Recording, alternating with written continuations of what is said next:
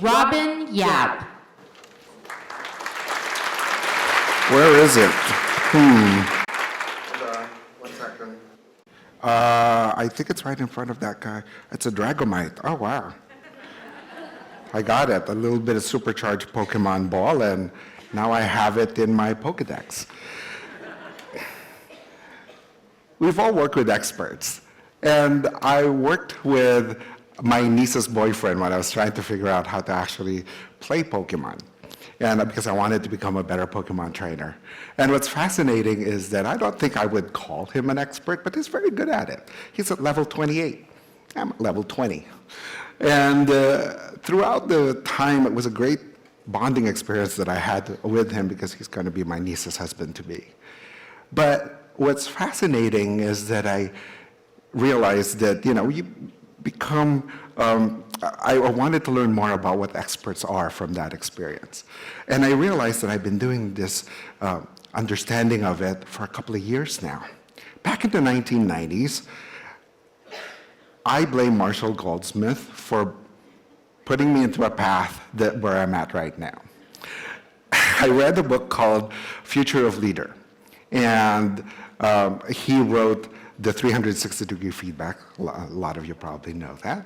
And we use it at work. And I thought, wow, this is revolutionary. I want to be that. I want to be this individual who is an expert in his field, and people ask him stuff about it.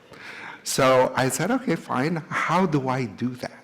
Not only can I read a lot of material around it, but also I can study the individuals around me and understand why people call my colleagues experts in the area that I'm at.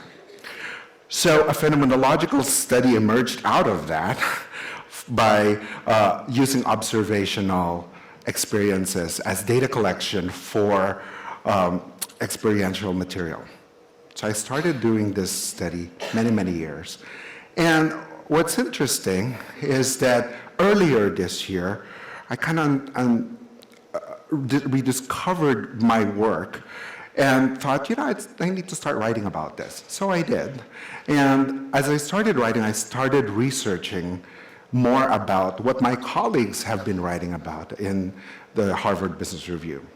So if you type in experts in the search box in the Harvard Business Review, you will see 1,592 entries on what experts are. Expert white papers, online posts, journal articles. So I read them all. And I ended up having a meta-analysis of all of this material that resulted in around 500,000 study participants. I thought, that must be good information. And therefore, how does that work with the study that I've been doing, which is now a longitudinal study, to see if I can figure out what experts are and what expertise is. So I layered that with around 150,000 participants that I've been working on throughout these years and came up with 2 buckets. And the 2 buckets are packaged experts and genuine experts. Now, don't freak out as you see the words and go, oh my God, am I one? Am I the other? Am I worthy of the award that I got? Am I the one who I'm not supposed to be quoting this? Should I be creating my own? Don't freak out. Everybody has a space and a role in our industry, and we all have expertise. As I said a while ago, we've all worked with experts. You yourself are an expert in your own field. But let me tell you a little bit about what genuine experts are and what their journey looks like through this study that I have done. So in the packaged one, you will notice that there will be 3 main themes that they fall under. One would be they are very good at curating material. 2, they're very good at repackaging that material, and by doing that, they're able to actually cultivate a following. If we look at it from the other side, the genuine experts have deep smarts. They're very good at very specific topics. And we've worked with those individuals. And also, by that, they are able to share that knowledge. They share it readily. And by sharing it readily, they now gain some following. So with these two buckets, I tried to figure out how does that actually work out with our lives right now and our reality. So let me introduce you to a story of two sisters, Judith and Angela. Back in 2000, so I was a couple of years already into the study of figuring out what experts are and what expertise is, because I myself wanted to be one.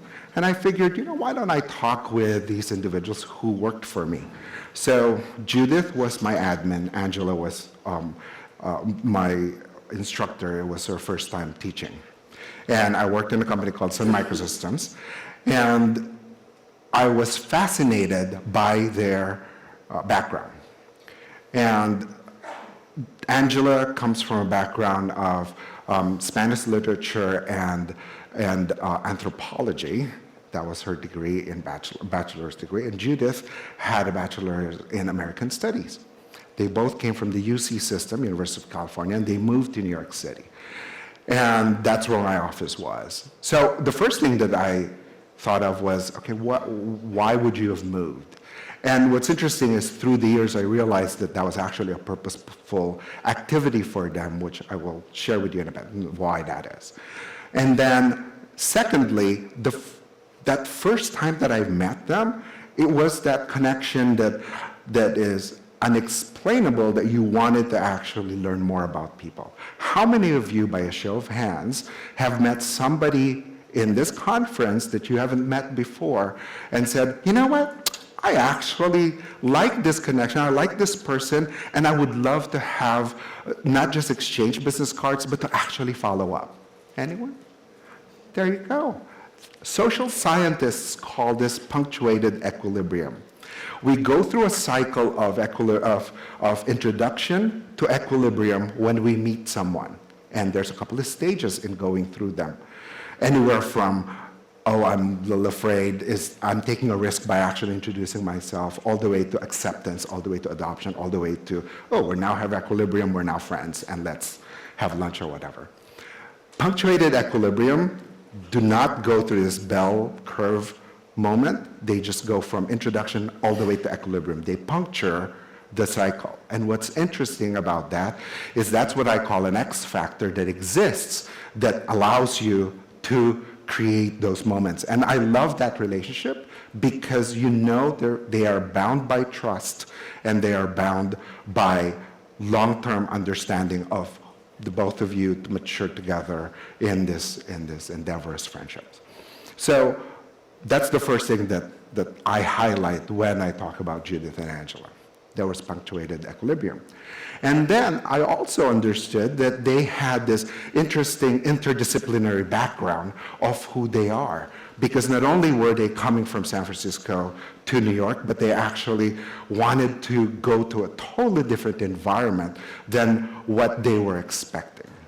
The third component is this creation of validation and support in the environment that we were at. And I liken this to a lot of discussions that I've had with them through the years because I said, could you be part of my study? I know I couldn't name it, so I just said I wanted to be an expert study. And we both together grew and understood, and through 16 years have learned to understand what experts is and what genuine expertise look like. What is good news here is that Angela is now, from the background that she was at, is now the head scientist for the New York Health Department, which is a feeding ground for the CDC. And Judith moved all the way back to San Francisco, again, bringing all of her New York experience, and actually became lead in her marketing department at a premier social media company. So I thought they were experts in their field through this different weaving of how to get there than what we have considered, what we've learned from Malcolm Gladwell's 10,000 hours and everything. Yes, we do that, but there are these 3 additional pieces that I wanted everyone to actually consider. So one of the things that Marshall has said was, to make sure that you share your information. So we're sharing that right now. And the three components are interdisciplinary. You don't want to not just use 10,000 hours doing the same thing over and over again. That doesn't get you anywhere. 2, you want to trust through punctuated equilibrium. And then 3, you want to have an environment that continuously validates and supports you because it'll actually get you to where you want to be as genuine experts. Thanks.